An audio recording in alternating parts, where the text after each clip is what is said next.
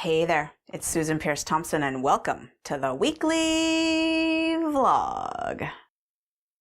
So I just did something really exciting. It was such a privilege and an honor. I went to England for the first ever international conference on food addiction. It was so exciting. Oh my gosh. So yeah, I flew to London and then I took a coach, which is a bus, to Bristol. And the conference was at the Royal Marriott Bristol Hotel. And it was 2 days. The first day was networking and discussing forming an association for professionals who treat people struggling with food addiction. And the second day was an academic style conference. It was brilliant. It was really, really great. And one of the coolest things about being there was I got to meet all these people that I didn't know. I didn't know that there were professionals in various ways helping people with food addiction around the world. There were people from Brazil, from Israel, from Sweden, from the UK, from I think a couple other Western and Northern European countries, maybe Denmark. There were a lot of people from Canada, and there were a lot of people from the United States. A lot of people. I think the first day that was networking and sort of discussing forming this professional association, there might have been, I don't know, 40 to 60 people in the room. And I think the second day, which was the proper academic conference, attendance might have been somewhere between 100 to 150 people. There were definitely people there who didn't know anything about food addiction, who were just there to learn about food addiction. And there were people there who had been treating food addiction and making it their life's work literally for decades. And I remember asking a few people, there were a lot of people there who knew me, and until I got there, I didn't know anybody. And I asked sort of, how did I not know all you people existed? And one person said, well, you know, when we were forming our sort of little group and our intention to create this conference and stuff, we reached out to you, but I don't think you got the message, or we didn't know. We thought maybe you just didn't respond. And I'm like, yeah, I don't think I got the message. I don't remember ever getting a message. And to be fair, we do get a lot of mail here at Bright Line Eating. So anyway, it was just so great to meet people. That was my number one takeaway. I met a lot of really great people. And I suspect this will not be the last time I talk about what I learned at that conference in this vlog, but I wanted to start somewhere. So I wanted to talk about a talk given by a guy named David Wolfe, who talks about recovery protection, which is essentially relapse prevention. Because I realized, you know, relapse prevention isn't something that I teach or talk about all that much in Bright Line Eating. I mean, we do some, but it's important stuff, of course, you know, especially if you're breaking your bright lines. It's really important to have some tools for what to do about that. And interestingly, in a lot of places, addiction is classified or defined really as a chronic relapsing condition. And of course, food is the hardest in that sense. Food is a beast when it comes to the slippery slope and all the opportunities there are, because you have to engage with your drug of choice so many times a day and in so many different circumstances. The opportunities for relapse just multiply exponentially, and it can be really hard. So yeah, this guy David Wolfe gave a really interesting talk about it, and I wanted to share some of what I learned there. So he had us do a journaling exercise, which was, I know my recovery is in trouble when, ... I recommend you do this. Try this out. Journal on that prompt and maybe make it, you know, I know my bright lines are in trouble when, or I know my program, my recovery, however you want to phrase it, my bright lines, my plan, whatever, is in jeopardy when, ... So, you know, I journaled on that.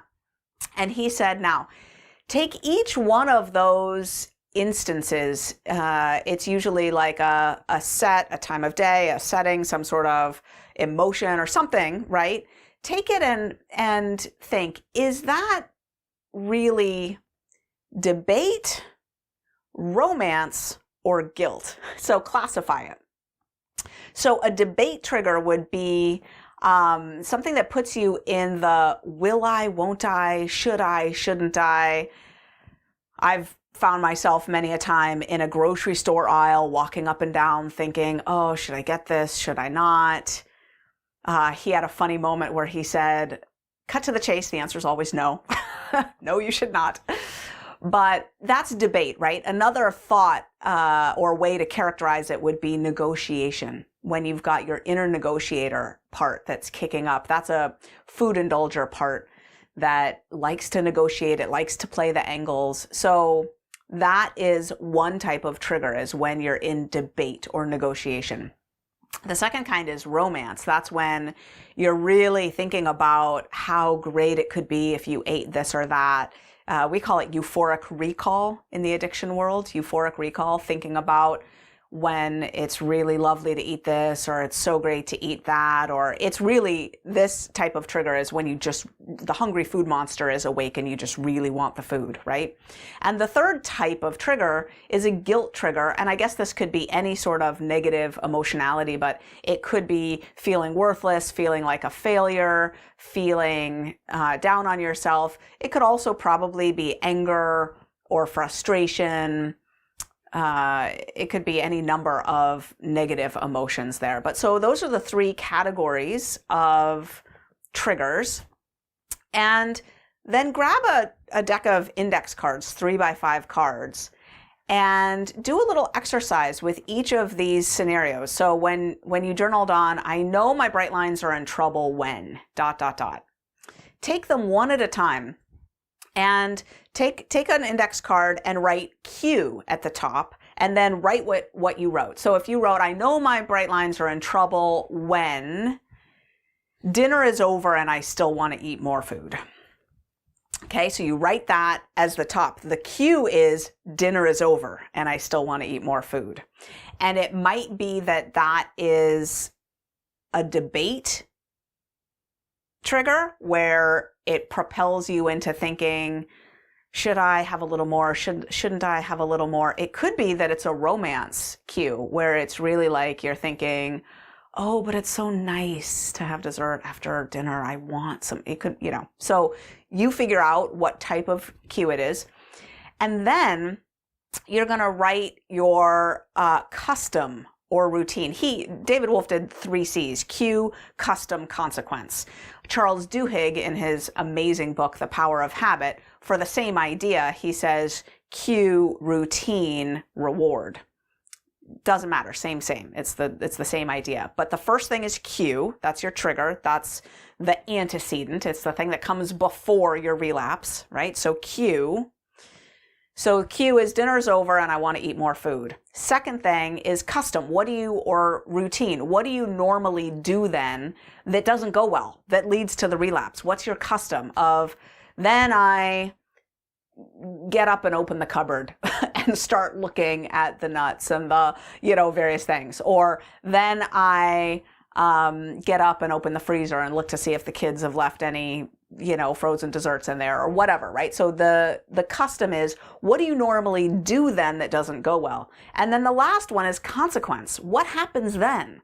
I feel bloated. I feel miserable. My head starts to spin. Then I go out and I binge fully. Maybe I leave the house and I go buy more food. Or what's the consequence? What happens? Then my weight is up. Then I feel terrible about myself. Then I have a hard time staying bright the next day. Or I don't know, maybe it's, everyone's different, right? But you write, what's your consequence?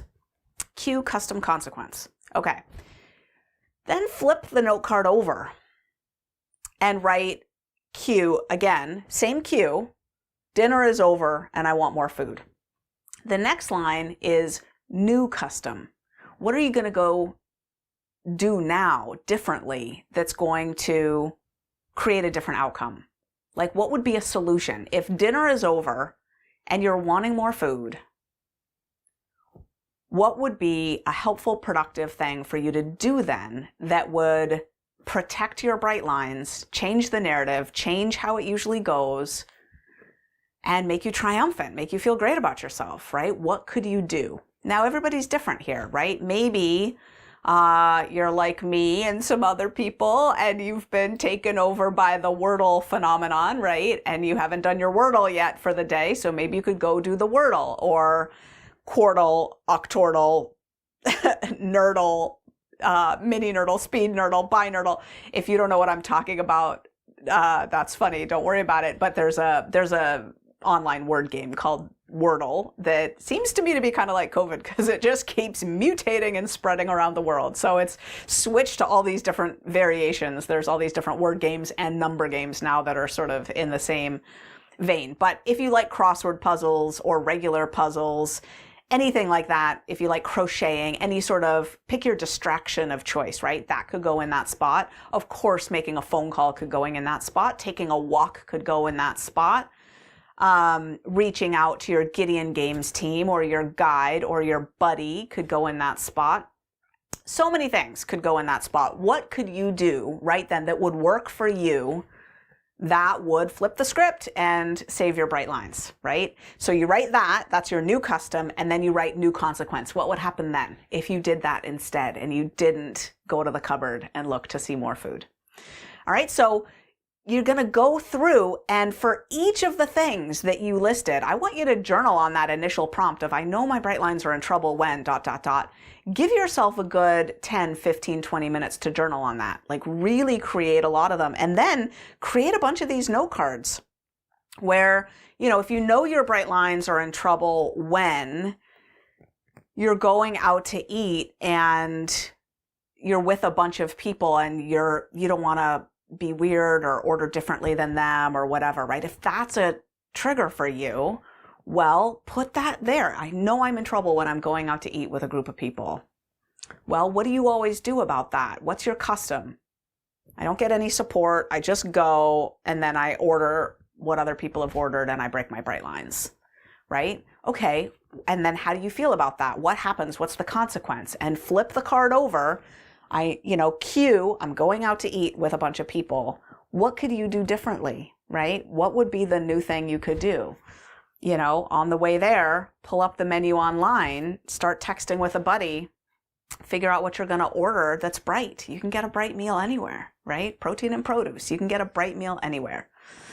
So go through your list of journaling, all the different scenarios or triggers of when your bright lines are in trouble, and write a note card for each one. Now, if you want to take this a step further, David Wolf didn't talk about this in his talk, but on our staff, Lynn Colston has a really helpful thing that she does to save her bright lines, and she teaches people to do when she coaches them, which is an if-then tool. If-then. So if dinner has just ended and I want more food, then I will go into the living room and crochet, whatever it was, your new behavior that's going to save the day, that's going to do it differently, right? You write if, then, and then you can study those as, flashcards before you go to bed at night. That starts to prime your brain. I do this if, then sometimes when I'm going to sleep and I'm worried that I'll dither around in the morning when I wake up and miss my window of time to meditate in the morning. I go to sleep thinking, if my alarm has gone off, then I'm popping out of bed and I'm going into my office to meditate. And I program my brain that way, and that sends me right into my office to meditate in the morning instead of making a cup of decaf, schmoozing with David, doing Wordle, and suddenly my window of time to meditate is gone. If, then. It's extremely powerful.